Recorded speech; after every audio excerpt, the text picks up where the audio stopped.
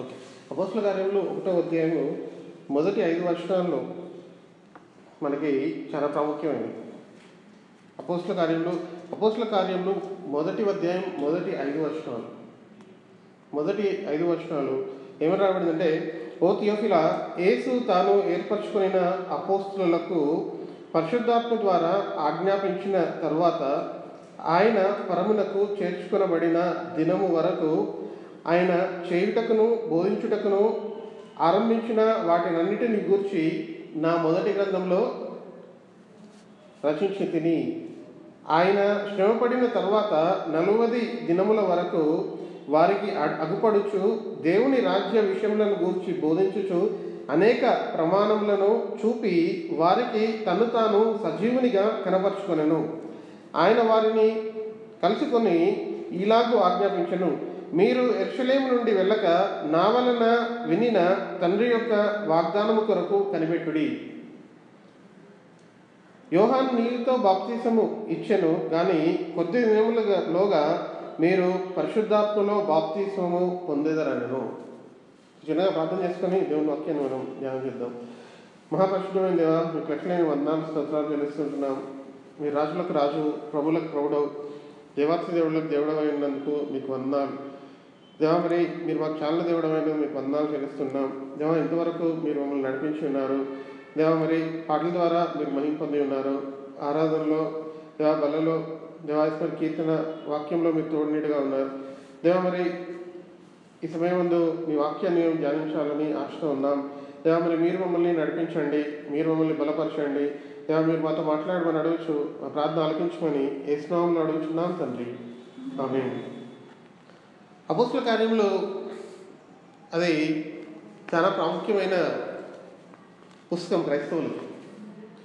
అపోస్తల కార్యంలో ఎప్పటి నుంచి రాయబడింది అంటే, యేసు ప్రభు ఎప్పుడైతే వెళ్ళిపోయాడో దాని తర్వాత నుంచి అపోస్తల కార్యం రాయబడింది. దాని తర్వాత జరిగిన సంఘటనల గురించి అపోస్తల కార్యంలో రాయబడి ఉన్నాయి. అంటే యేసు ప్రభు లేనప్పుడు, యేసు ప్రభు వదిలిపెట్టి పోయిన తర్వాత శిష్యులు వాళ్ళ సొంతగా దేవుడు చెప్పిన మాటల్ని నెమరవేసుకుంటూ వారి జీవితంలో ముందుకు కొనసాగారు. ఆ విషయం గురించి అపోస్తల కార్యంలో రాయబడి ఉంది. యేసుప్రభు లేనప్పుడు శిష్యులు ఏ విధంగా నడుచుకున్నారు, యేసుప్రభు లేనప్పుడు కూడా ఏ విధంగా వారు ముందుకెళ్లారు, యేసుప్రభు వారితో లేనప్పుడు కూడా ఏ విధంగా వారు దేవుని గురించి, యేసుప్రభు గురించి ఇంకా ప్రజలకి ఎలా చెప్పారు అనే విషయాల్ని అపోస్తల కార్యంలో రాయబడి ఉంది. అపోస్తల కార్యంలో ఎవరు రాశారు అంటే లూకా రాశాడు. లూకా అపోస్తల కార్యంలో రాస్తూ తాను ఏమంటున్నాడంటే, అపోస్తల కార్యంలో ఇక్కడ మొదటి వచనంలో చూస్తే ఎవరికి అపోస్తల కార్యంలో రాస్తున్నాడు లూకా అంటే, థియోఫిలా అనే ఒక వ్యక్తికి సంబోధిస్తూ ఆయన రాస్తున్నాడు. ఓ థియోఫిలా, తనతో ఏమంటున్నాడంటే, యేసు తాను ఏర్పరచుకొనిన అపోస్తులకు ఏమని అంటున్నాడు అంటే, యేసు ఎవరిని ఏర్పరచుకున్నాడంటే అపోస్తులను ఏర్పరచుకున్నాడు. యేసు ప్రభు ఏం చేస్తున్నాడు ఇక్కడ? ఏర్పరచుకుంటున్నాడు. మనం అపోస్తల కార్యంలో తెలుసుకోవాల్సిన విషయాలు, గ్రహించాల్సిన విషయాలు, ధ్యానించాల్సిన విషయాలు ఏంటి అంటే, దేవుడు ఏర్పరచుకుంటేనే మనం ఏర్పరచబడుతున్నాం. దేవుడు మనల్ని ఎంచుకుంటానే మనము ఎంచబడుతున్నాం. ఇక్కడ అపోస్తులని ఏర్పరచుకుంది ఎవరు అంటే, యేసు ప్రభు తాను అపోస్తులని ఏర్పరచుకున్నాడు. యేసు తాను ఏర్పరచుకొనిన అని రాయబడి ఉంది. ఏర్పరచుకోవడం అంటే ఏంటి? ఏర్పరచుకోవడం అంటే ఒక పని కోసం ఎంచుకోవడం, ఒక పని కోసము వారిని పిలవడం, ఏర్పరచుకోవడము. దేవుడు మనల్ని రక్షించాడు. రక్షణలో మనం కొనసాగుతూ ఉంటే దేవుడు మనల్ని ఒక పని కోసం కూడా ఏర్పరచుకుంటున్నాడు. అదేంటంటే, మనకు దేవుడు ఇచ్చిన రక్షణని ఇతరులకు తెలియజేయాలి. అది ప్రతి ఒక్క క్రైస్తవుడు అది చేయాల్సిందే, చేస్తాడు కూడా ఆటోమేటిక్గా, దాంట్లో ఏ డౌట్ లేదు. అందుకే క్రిస్టియానిటీ అనేది ఇంతవరకు వచ్చింది 2015 సంవత్సరాల క్రితం నుంచి. అయితే ఇక్కడ ఏమని రాయబడుతుందంటే, లూకా ఏం గుర్తు చేస్తున్నాడు అంటే, ఈ అపోస్తలులు ఎవరు అంటే యేసు ప్రభు ఏర్పరచుకున్నవారు అని అంటున్నాడు. ఇక్కడ ప్రాముఖ్యత ఏం కనిపిస్తుంది? యేసు తాను ఏర్పరచుకున్న అపోస్తలులు అనే ఆ సెంటెన్స్లో ఎవరికి ప్రాముఖ్యత ఎక్కువ అనిపిస్తుంది? ఇక్కడ ఎవరి ప్రాముఖ్యత ఎక్కువ ఉంది?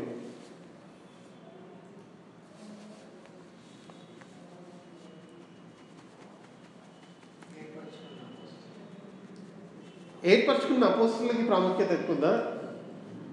ఏర్పరచుకున్న వ్యక్తికి ప్రాముఖ్యత ఎక్కువ ఉందా? ఏర్పరచుకున్న అపోస్తలులకి సామర్థ్యం ఎక్కువ ఉందా? ఏర్పరచుకున్న వ్యక్తికి సామర్థ్యం ఎక్కువ ఉందా? ఏర్పరచుకున్న వ్యక్తికి సామర్థ్యము ఎక్కువ ఉంది. ఒక ఒక ఒక ఒక ఎంప్లాయీ ఒక కంపెనీకి పనిచేస్తాడు. ఆయన పనిచేసిండు. ఆయన ఎందుకు పనిచేస్తాడు ఆ కంపెనీకి? ఆ కంపెనీ ఒక పెద్ద కంపెనీ, మంచి కంపెనీ. వాళ్ళు ఆయన చేసిన పనికి శాలరీ ఇస్తారు అని పనిచేస్తాడు. అవునా? లేకపోతే పనిచేస్తాడా? చేయడు. ఇప్పుడు మన అపార్ట్మెంట్లో ఆ పనామే మన వాచ్మెన్ వెళ్ళిపోయింది. 2 నెలల నుంచి శాలరీ ఇవ్వట్లేదు. ఎందుకు వెళ్ళిపోయిందంటే బేసిక్గా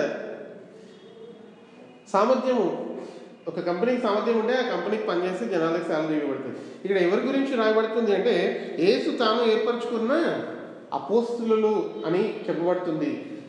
యేసు తాను ఏర్పరచుకున్న అపోస్తలులు. యేసు ప్రభు ఆయన ఒక కార్యాన్ని చేయాలని ఆయన ఆలోచన కలిగి తండ్రి దగ్గర నుంచి ఈ లోకానికి వచ్చాడు. ఆయన ఒక ఆలోచన కలిగి ఆయన ఏర్పరచుకుంటున్నాడు. ఆయన ఏర్పాటులో ఒక గొప్ప విషయం ఉంది. కాకపోతే ఎవరైతే వ్యక్తులు ఏర్పరచబడ్డారో వారు మామూలు వ్యక్తులే, కానీ వారు ఎవరి చేతిలో ఉన్నారు అంటే యేసు ప్రభు చేతిలో ఉన్నారు. బలవంతుల చేతిలో వారు బాణముల్లాగా ఉన్నారు. బలవంతుడు గొప్పవాడా, బాణం గొప్పదా? బాణానికి ఏమీ పవర్ ఉండదు ఒకవేళ బలవంతుడు లేకపోతే దాన్ని వాడడానికి. అవునా? మనం ఎవరి చేతుల్లో ఉన్నామని ఈరోజు మనం గ్రహించాలి. ఎవరి చేతిలో ఉన్నామని జ్ఞాపకం చేసుకోవాలి అంటే మనం దేవుని చేతుల్లో ఉండి మనం నడిపించబడుతున్నామని గుర్తు చేసుకోవాలి. ఒకవేళ మనం ఇతరులకి దేవుని సువార్త చెప్పాలి అని ఆశ కలిగి ఉన్నామంటే, ఆశ కలిగి ఉన్నవారికి మనం ఏం జ్ఞాపకం చేసుకోవాలంటే, దేవా నేను నీ చేతుల్లో ఉన్నాను, నువ్వు నన్ను నడిపిస్తావు, నేను ముందుకెళ్తాను. నేను నా సొంతగా ముందుకెళ్ళట్లేదు అని మనం గ్రహించాలి, గుర్తు చేసుకోవాలి. అదే విషయము ఇక్కడ లూకా గుర్తు చేస్తున్నాడు. దాని ఏమంటున్నాడంటే యేసు తాను ఏర్పరచుకున్న అపోస్తలులకు పరిశుద్ధాత్మ ద్వారా ఆజ్ఞాపించిన తర్వాత ఆయన పరమునకు చేర్చుకొనబడిన దినము వరకు. అంటే అర్థం ఏంటంటే యేసు ప్రభు ఆయన ఇంగ్లీష్లో మనకి చాలా మంచిగా అర్థమవుతుంది. యాక్చువల్గా ఇంగ్లీష్ బైబుల్ ఉంటుంది మంచిగా. ఏమన్నా పడుతుందంటే యేసు ప్రభు ఎప్పుడైతే వారిని ఏర్పరచుకున్నాడో ఏర్పరచుకున్న దినము నుంచి ఆయన పరమునకు తీసుకువెళ్ళబడిన దినము వరకు యేసు ప్రభు వారితో ఏం చేశాడు అంటే ఇక్కడ రాయబడింది. ఏం రాయబడింది 2వ వచనంలో? తర్వాత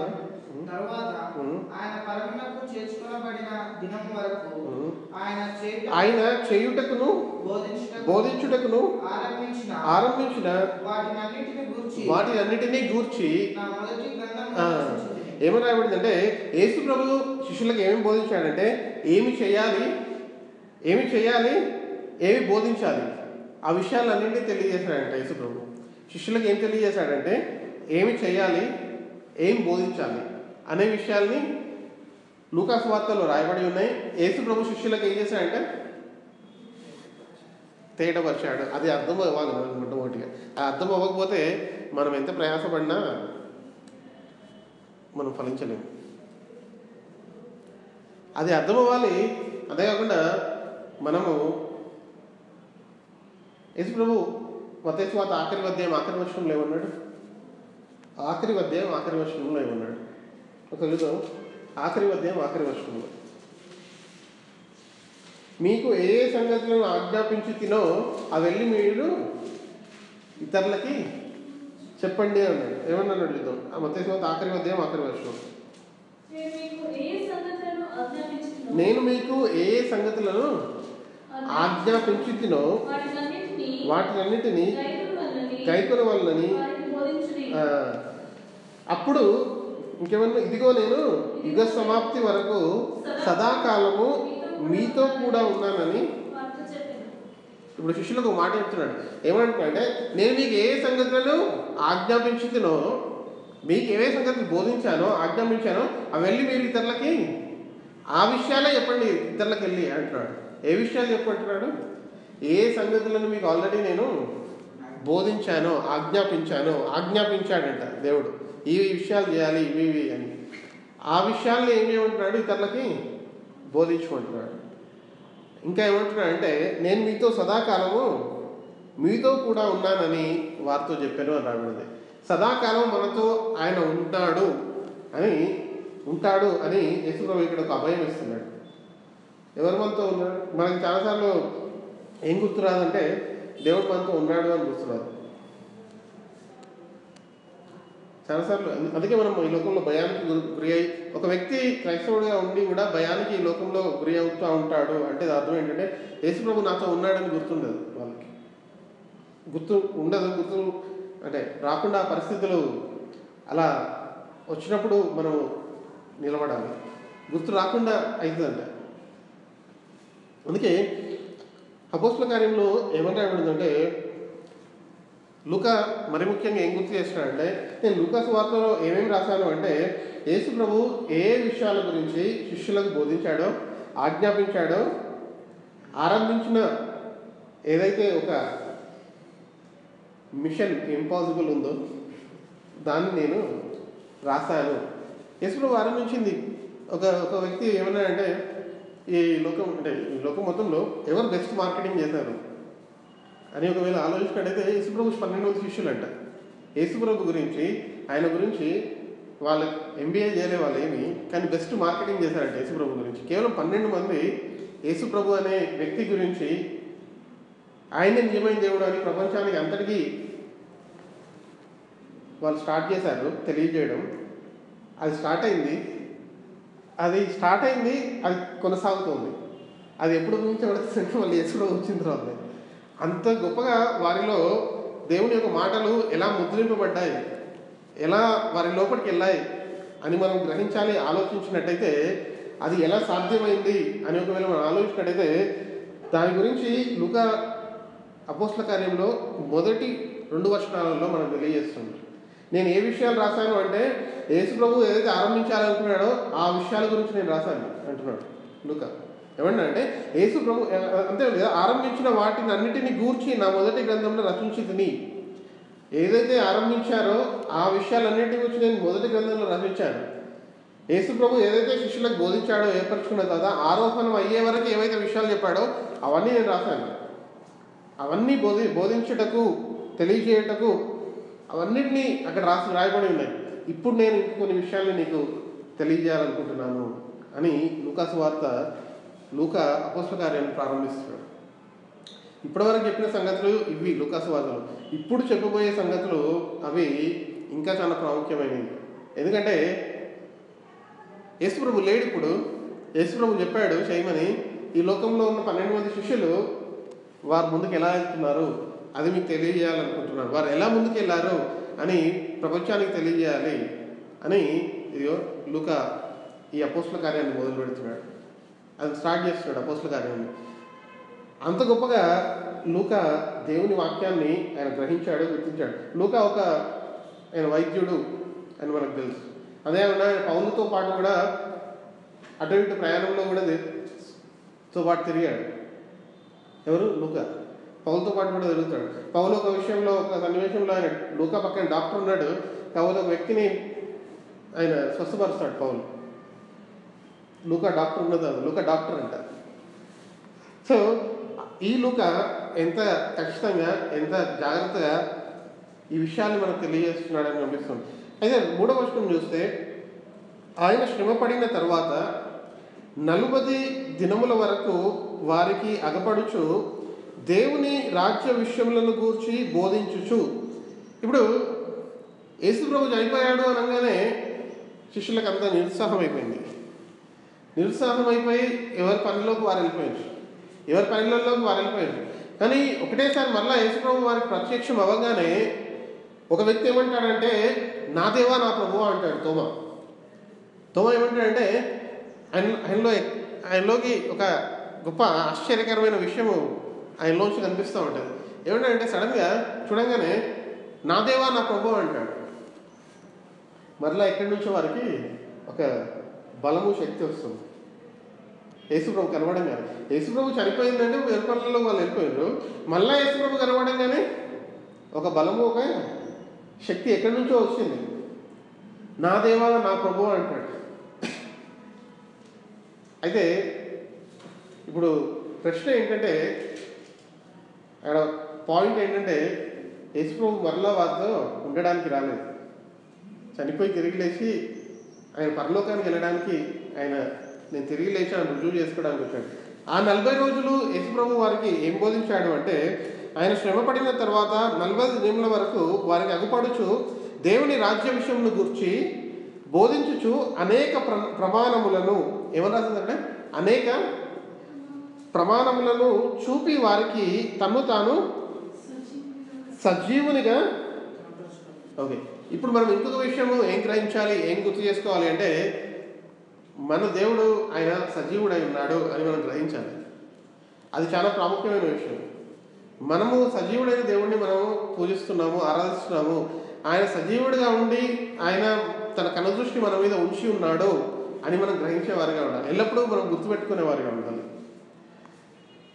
ఆ విషయం గురించి ఇక్కడ యేసుప్రభు 40 రోజులు ఎందుకు ఏం చేశాడు అంటే, ఆయన సజీవుడిగా ఉన్నాడు, తిరిగి లేచాడు అని తను తాను ఏం చేశాడంటే రుజువుపరుచుకున్నాడంట. ఏమని రాసింది ఇక్కడ? కొన్ని అనేక ప్రమాణములను చూపి, అనేక ప్రమాణములు చూపాడు. అంటే ఆయన ఇదిగో నా చెయ్యి చూడండి అని చెప్పాడు. దాని తర్వాత ఇక్కడ పొడిచిన ఏమంటాం ఆ పోటు ఉంటే అది చూడండి అని చెప్పాడు. అంతేకాకుండా ఆయన భోజనం చేస్తూ ఉంటే చేప తింటూ ఉంటే కరెక్ట్ యేసుప్రభు అని అప్పుడు గుర్తుపడుతున్నారు వాళ్ళు. అప్పటి వరకు ఏమనుకుంటారంటే లేదు ఎవరో ఏమంటాం వేరే వాళ్ళు అనుకుంటారు శిష్యులు చూసి. ఆయన తను తాను ఏం చేసుకున్నాడు, రుజువుపరుచుకున్నాడు. కొంతమంది వెళ్తున్నాడంట, నడుచుకుంటూ వెళ్తున్నారు. ఒక 2-3 వ్యక్తులు, వారి పేర్లు గుర్తురావట్లేదు. వాళ్ళు ముగ్గురు నడుచుకుంటూ వెళ్తూ ఉంటే యేసుప్రభు వారి వెనకాల వెళ్తూ ఉంటాడంట. వాళ్ళని అడుగుతాడు, వాళ్ళ సంభాషణ వింటాడు. వింటూ వాళ్ళని అడుగుతాడు, మీరు ఎవరి గురించి మాట్లాడుకుంటున్నారు అది ఇది అని. ఒక వ్యక్తి ఉండే యేసుప్రభు ఆయన చనిపోయిందంట ఇట్లా అని. సో ఆయన యేసుప్రభు వింటూ మెల్లగా ఆయన లేచిండు తిరిగి లేచిండు అనే విషయాన్ని తేటపరుస్తూ ఉంటాడు. అప్పుడు వారికి గ్రహింపు వస్తుంది, ఓకే ఈయన యేసుప్రభు అని. ఆ విధంగా ఏం చేస్తాడంటే యేసుప్రభు, ఇది చాలా ప్రాముఖ్యమైన విషయం, ఆ విధంగా తను తాను తెలియజేసుకున్నాడంట. మనకు ఈరోజు మనకి ఏమర్థం కావాలంటే, ఈరోజు మన ముందు యేసుప్రభు ఆయన చనిపోయి తిరిగి లేచిన మన ముందు లేడు, కానీ తను తాను ఆ రోజు ప్రజలకి ఏ విధంగా ఇదిగో నేను తిరిగి లేచాను అని తెలియజేసుకున్నాడో ఆ విధంగా మనం కూడా యేసుప్రభుని అర్థం చేసుకోవాలి. ఆయన తిరిగి లేచాడని ఆ విధంగా ఆ రోజు శిష్యులు అర్థం చేసుకున్నారు. కాబట్టి వారిలో ఒక విధమైన దేవుని యొక్క కార్యము జరిగించబడింది. యేసుప్రభు ఆయన చనిపోయి తిరిగి లేవడం అంటే అది మామూలు విషయం కాదు, అది మామూలు విషయం కాదు అని మనం గ్రహించాలి. ఆ తిరిగి లేచిన యేసుప్రభు యొక్క ఆత్మ మనలో పనిచేస్తుంది అని మనం గ్రహించాలి. అందుకే దాని తర్వాత వర్షంలో చూద్దాం ఏమని రాయబడిందో. 4వ వర్షంలో చూస్తే ఓకే, ప్రతి దగ్గర ఏమని రాయబడిందంటే యేసు ప్రభు వారికి ఆజ్ఞాపిస్తున్నాడు అని రాయబడింది. ఏమని రాయబడింది? యేసు ప్రభు వారికి ఈలాగూ ఆజ్ఞాపించారు. ఏమని ఆజ్ఞాపించాడంటే, మీరు యెరూషలేము నుండి వెళ్ళక నా వలన వినిన తండ్రి యొక్క వాగ్దానం కొరకు ఏం చేయాలంటే కనిపెట్టాలి అని ఉంది. మనం ఏం నేర్చుకోవాలి? ఇందులోంచి కొన్ని విషయాలు నేర్చుకుంటున్నాం. ఫస్ట్ ఏమో మనం ఏర్పరచబడిన జనము అని గుర్తుపెట్టుకున్నాం. ఏర్పరచుకున్నది ఎవరు? ఏర్పరచుకున్నది ఎవరు? దేవుడు, యేసుప్రభు. యేసుప్రభు గురించి, దేవుడి గురించి ఏం తెలుసుకోవాలి? మనము ఆయన గొప్పతనాన్ని తెలుసుకోవాలి. ఆయన ఏర్పరచుకున్నాడు మనల్ని. ఏర్పరచుకుంది ఎవరు అంటే దేవుడు ఏర్పరచుకున్నాడు. మనము మన గొప్పతనాన్ని కాదు, కానీ ఆయన గొప్పతనాన్ని బట్టి మనం నేర్పరచుకున్నాడు. మనం ఉన్నది ఒక బలవంతుని చేతిలో అని మనం గ్రహించాలి. ఆ బలవంతుని చేతిలో మనం ఉన్నాము కాబట్టి ఆయన మనల్ని ఎంతగా మనల్ని వాడుకోవాలనుకుంటే అంతగా వాడుకోగలుగుతాడు అని మనం గ్రహించాలి. ఎంతగా మనల్ని వాడుకోవాలనుకుంటే అంత వాడుకుంటాడు. మనం సిద్ధంగా ఉండాలి. ఎలా ఉండాలి? మనం సిద్ధంగా ఉండాలి. ఇక్కడ సిద్ధంగా యేసుప్రభు శిష్యులు సిద్ధంగా లేదు. యేసుప్రభు బోధిస్తూ ఉంటే దేవా నాకు పనుంది నేను వెళ్ళొస్తాను యేసుప్రభు శిష్యులు పోయినట్టు ఎక్కడ రాసలేదు. ఉందా? లేదా వారి ఆలోచనలు ఎక్కడికో పోయినట్లేదు. యేసుప్రభు శిష్యులలో చాలా ప్రాముఖ్యమైన విషయాలు మనం గమనించాల్సింది ఏంటంటే వారికి ప్రశ్నలు వస్తాయి. వారి ప్రశ్నలు వస్తాయి ఎందుకంటే వారు ఆలోచిస్తారు కాబట్టి. దేవుని వాక్యం యేసుప్రభు శిష్యులకు ఉన్న ఒక విషయం, వారికి దేవుని వాక్యం విన్నప్పుడు వారు ఆలోచన చేస్తారు. ఆలోచన చేసి ప్రశ్నలు వస్తాయి. ప్రశ్నలు వచ్చిన తర్వాత వెంటనే అడగరు వారు. కొద్దిసేపు అయిన తర్వాత యేసుప్రభు ఏకాంతంగా ఉన్నప్పుడు వారి దగ్గరికి యేసుప్రభు దగ్గరికి ప్రశ్న అడుగుతారు. నేను ఈ మాట చెప్పావు కదా, అర్థం ఏంటిది, మాకు అర్థం కాలేదని అడుగుతారు. మీకు అర్థం కాలేదని యేసుప్రభు కూడా అన్నాడు. చాలా జాగ్రత్తగా యేసుప్రభు శిష్యులతో మాట్లాడిన విధానం ఏంటంటే, శిష్యుల్ని కొన్నిసార్లు యేసుప్రభు ఏం చేశాడంటే, మీకు ఇది కూడా అర్థం కాలేదా, మీకు అర్థం అవ్వాలి అని అంటాడు. అందరికీ బోధిస్తాడు అందరితో పాటు కదా. శిష్యులు ఏ విధంగా యేసుప్రభుని వెంబడించారో మనం అర్థం చేసుకోవాలి. ప్రశ్నలు వచ్చినప్పుడు దేవా ఏంటిది, ఇది అర్థం ఏంటి, అసలు నువ్వు ఎందుకు ఏమంటాం ప్రాప్స్ అదే ఉపమానాలతో బోధిస్తున్నావు, మాకు అర్థం అవ్వట్లేదు, ఎందుకు బోధిస్తున్నావు అట్లా, మంచిగా ఏదో స్ట్రైట్ ఫార్వర్డ్గా చెప్పొచ్చు కదా అని శిష్యులు వచ్చి అడుగుతారు. ఇంకొకసారి శిష్యులు ఏమడుగుతారు తెలుసా, నువ్వు పార్సేలు నువ్వు సద్దకేయాలి ఎందుకు అట్లా గద్దిస్తున్నావు అని అడుగుతారు. వాళ్ళు బాధపడుతున్నారు, నువ్వు ఎందుకు గద్దిస్తున్నావు అని అడుగుతారు శిష్యులు వచ్చి. శిష్యులు అడిగిన ప్రశ్న నాకు చాలా ఆశ్చర్యంగా అనిపించింది. యేసుప్రభుని వచ్చి ఏమడుగుతున్నారంటే, శాస్త్రులు పరిసయ్యులు వచ్చి యేసుప్రభుని ప్రశ్న అడిగితే యేసుప్రభు చెప్పే సమాధానం చాలా కఠినంగా ఉంటుంది. వాళ్ళు వెళ్ళిపోయిన తర్వాత శిష్యులు వచ్చి అడుగుతారు, నువ్వు ఎందుకు వాళ్ళు అట్లా గద్దిస్తున్నావు, బాధపడుతున్నారు కదా అంటే, సరే అంటే మనం దేవుని వాక్యాన్ని ఏం చేయాలి, మనం పరిశీలించి చదివి అర్థం చేసుకోవాలి. దేవా ఏంటిది, నువ్వు అక్కడ ఏం చెప్పాలనుకుంటున్నావు, ఏ విషయం ఉంది నీ వాక్యంలో అని మనము యేసుప్రభు దగ్గర వీళ్ళు నేర్చుకుని. తోమా ఏమంటాడు, దేవా నాకైతే డౌట్ ఉంది, నేను డౌట్ పడుతున్నాను, ఖచ్చితంగా నేను కరెక్ట్గా తెలుసుకోవాలి, అప్పుడే నేను నమ్ముతా. తోమా ఒకటే భారతదేశానికి వచ్చాడు. చాలా బహుశా మేబీ తోమా అంత పెద్ద దేశానికి అంత ప్రయాణం చేసి వచ్చాడు. ఆయన అంత విశ్వాసం కలిగింది కాబట్టి ఆయన విశ్వాసం కలగలేదు. దేవా నాకు నువ్వు నిరూపించు, ఏంటి నువ్వు నిజముగా నువ్వు తిరిగి లేచావా, నాకు నమ్మాలనుకుంటున్నాను, కాబట్టి నాకు రుజువు ఏంటి, రుజువులు చూపించాడు యేసుప్రభు. ఆ రుజువులు మనకు కావాలి అంటే మనం దేవా నువ్వు నాకు కూడా తెలియజేయి, ఇంకా నువ్వు నిజంగా తిరిగి లేచావంటే నాకు కూడా తెలియజేయి, నువ్వు నాకు తెలియజేయి, నాకు నమ్మకం కలగాలి ఇంకా పూర్తిగా అంటే ప్రార్థించాలి. మనం దేవా ఇంకా ప్రార్థిస్తాను. ఇక్కడ ఏమంటున్నాడు యేసుప్రభు ఏమని చెప్పాడంటే, ఆజ్ఞాపించాడట, మీరు యెరూషలేము నుండి వెళ్ళక నా వలన వినిన తండ్రి యొక్క వాగ్దానము కొరకు మీరు కనిపెట్టి ఉండండి. మీరు వాగ్దానం మీకు వచ్చేటుంది, ఆ విషయం కనిపెట్టి ఉండండి. మీకు ఇంకా పౌలు ఏమంటాడంటే, అపోస్తలుడైన పౌలు సౌలుగా ఉన్నప్పుడు, దేవా నువ్వు ఎవరో నాకు అర్థం అవ్వట్లేదు, నేను నిన్ను హింసించడం ఏంటి, నువ్వు నాకు అర్థం కావట్లేదు అని అపోస్తలుడైన పౌలు సౌలుగా ఉన్నప్పుడు అంటాడుతాను. నువ్వు నాకు అర్థం కావట్లేదు, నిన్ను హింసించడం ఏంటి, నేనేమో నా పని చేసుకుంటూ పోతున్నా, నువ్వెవరివి అని అడుగుతాడు. ఏమని అడుగుతున్నాడు, నువ్వెవరివి అని అడుగుతున్నాడు.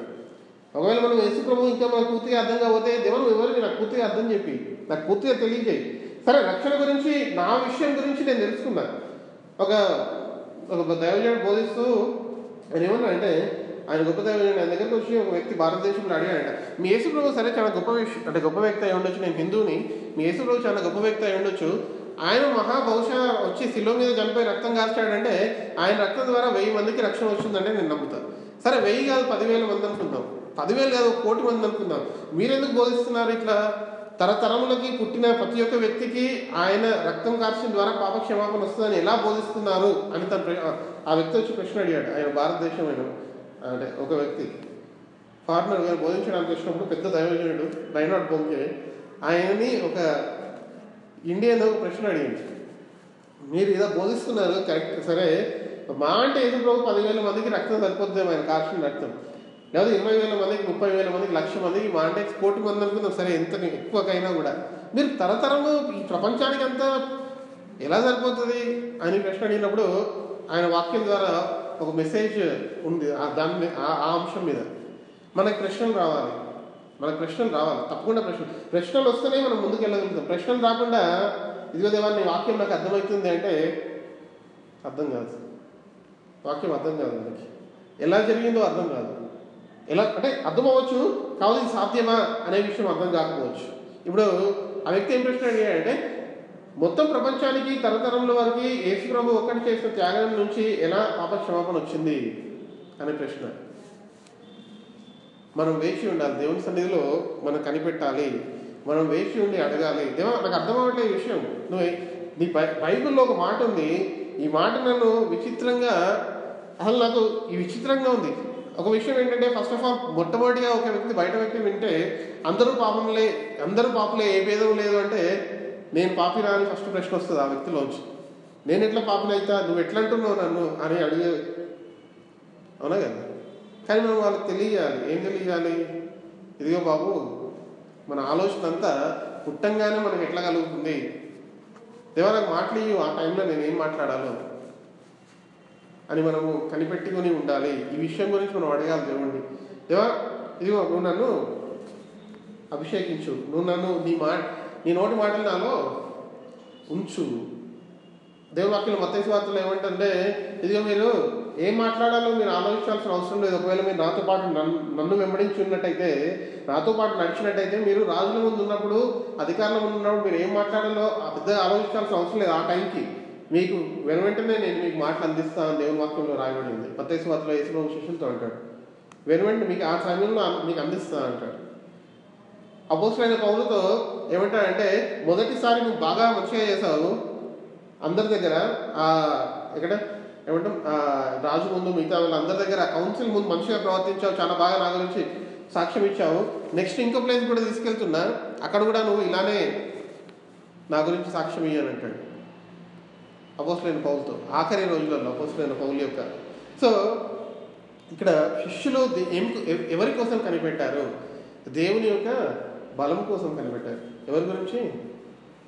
దేవుని యొక్క బలము కోసం కనిపెట్టారని ఇక్కడ మనకు అనిపిస్తుంది. 4వ వచనంలో, ఆయన వారిని కలుసుకొని ఈలాగు ఆజ్ఞాపించెను, మీరు యెరూషలేము నుండి వెళ్ళక నా వలన వినిన తండ్రి యొక్క వాగ్దానము కొరకు, తండ్రి యొక్క వాగ్దానం, ఆ తండ్రి యొక్క వాగ్దానము మనందరికీ ఆయన ఇవ్వాలనుకుంటున్నాడు. ఆ వాగ్దానము అది అందరికీ మనకి ఇవ్వాలనుకుంటున్నాడు. ఆ వాగ్దానం కోసం కనిపెట్టినట్టయితే మనము ఆ వాగ్దానాన్ని పొందుకుంటాం. దేవుని ఆత్మ యేసు ప్రభు ఆయన జనసమూహంలో చూసినప్పుడు ఆయన కనికరపడి అని రాయబడి ఉంది. ఆయన కనికరపడి అని రాయబడి ఉంది.